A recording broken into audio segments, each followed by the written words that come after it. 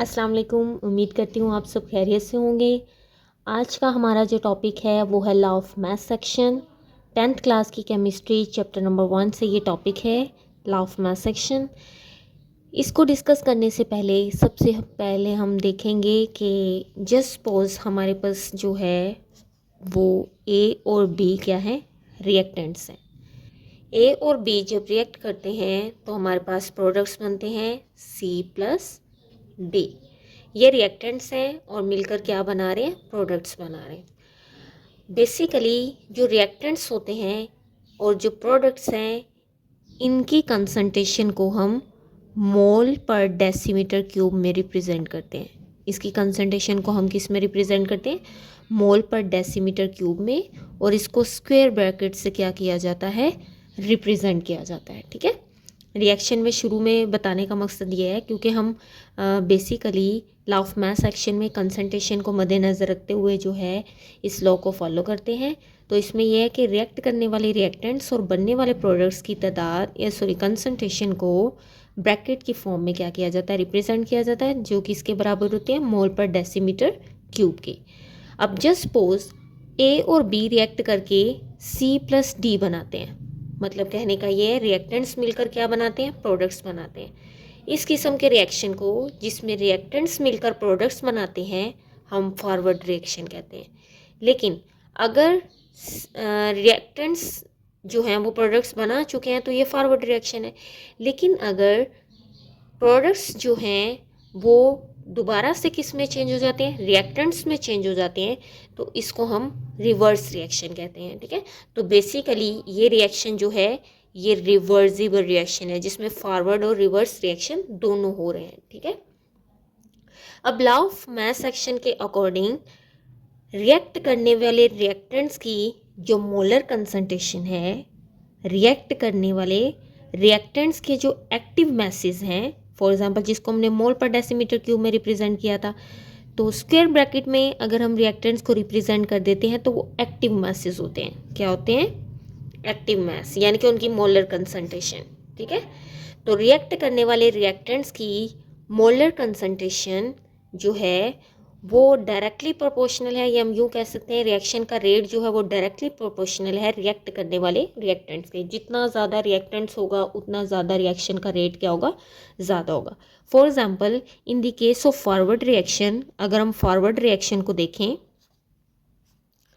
Forward reaction में reaction का जो बेसिकली रेट है हम लिखेंगे rate of forward reaction is directly proportional to molar concentration और active masses of reacting reactants। ठीक है, यानी कि किसी भी रेट का, यानी किसी भी रिएक्शन का रेट जो है उसमें रिएक्ट करने वाले रिएक्टेंट्स के एक्टिव मैसेज के डायरेक्टली प्रोपोर्शनल है। यानी कि जितने ज़्यादा रिएक्टेंट होंगे उतना स्पीडली क्या होगा, रिएक्शन का रेट होगा। अब हम रेट ऑफ फॉरवर्ड रिएक्शन को यानी कि प्रोपोर्शनैलिटी कांस्टेंट को क्या कर देते हैं, चेंज कर देते हैं। फॉर एग्जांपल हम लिखते हैं rate of forward reaction, rate of forward reaction, proportionality constant को ख़त्म कर देंगे, इसकी जगह पे इक्वल लगाएंगे और यहाँ पे आ जाएगा proportionality constant of forward reaction. और ये हमारे पास है रिएक्टेंट्स ए और बी। Is that clear. अब रेट ऑफ फॉरवर्ड रिएक्शन को हम जो है वो आर एफ से रिप्रेजेंट करेंगे। Rate of forward reaction is equal to proportionality constant A and B. Is that clear. इसी तरह से हम रेट ऑफ रिवर्स रिएक्शन का करेंगे।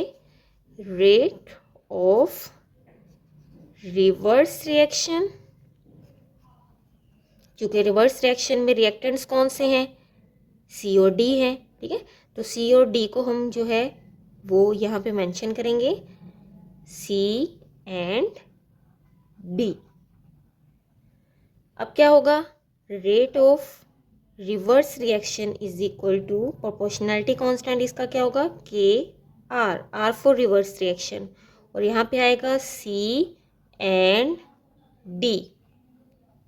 ये हमारे पास फॉरवर्ड रिएक्शन का रेट आ गया और ये हमारे पास रिवर्स रिएक्शन का रेट। चूँकि इक्विलिब्रियम पे हमें पता है कि इक्विलिब्रियम पे जो फॉरवर्ड और रिवर्स रिएक्शन होते हैं वो क्या हो जाते हैं, इक्वल हो जाते हैं। तो हम रिप्रेजेंट करेंगे एट इक्विलिब्रियम, यानी कि इक्विलिब्रियम स्टेट में फॉरवर्ड रिएक्शन हम लिखेंगे rate of forward reaction becomes equal to rate of reverse reaction. Rate of forward reaction become is equal to rate of reverse reaction. अब फॉरवर्ड रिएक्शन किसके equal है, इसकी जगह पे हम लिख लेंगे के एफ ए बी, और रिवर्स रिएक्शन की जगह पे हम लिखेंगे proportionality constant of reverse reaction C and D. अब चूंकि ये यहाँ पे इसके साथ मल्टीप्लाई हो रहा है, ये क्रॉस एक्सचेंज हो जाएगा, ठीक है।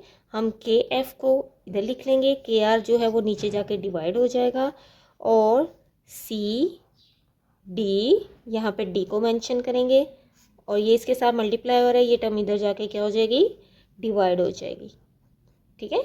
इस तरह से डिवाइड हो गई। अब के एफ और के आर जो हैं ये इक्वल होते हैं कांस्टेंट ऑफ इक्विलिब्रियम के सी के। के सी यहाँ पे क्या है, कांस्टेंट ऑफ इक्विलिब्रियम, या इसको इक्विलिब्रियम कांस्टेंट भी कहा जाता है। This is a equilibrium constant. अब इस रिएक्शन में हम के एफ और के आर की जगह पे के सी वैल्यू पुट करेंगे और हमारे पास आ जाएगा C D by A B, and this is called law of mass section. और यहाँ पे के सी जो है वो इक्विलिब्रियम कांस्टेंट है, ठीक है। तो ये था हमारा लॉ ऑफ मास सेक्शन, बहुत इजी है, उम्मीद करती हूँ आपको समझ आई होगी। मेरी वीडियो अगर आपको पसंद आई हो तो ज़्यादा से ज़्यादा शेयर कीजिए, लाइक कीजिए, कमेंट कीजिए। इसके अलावा सब्सक्राइब करना मत भूलिएगा और बेल आइकन को प्रेस कर दें ताकि मेरी हर आने वाली नई वीडियो आपको बआसानी मिलती रहे। खुदा हाफिज़।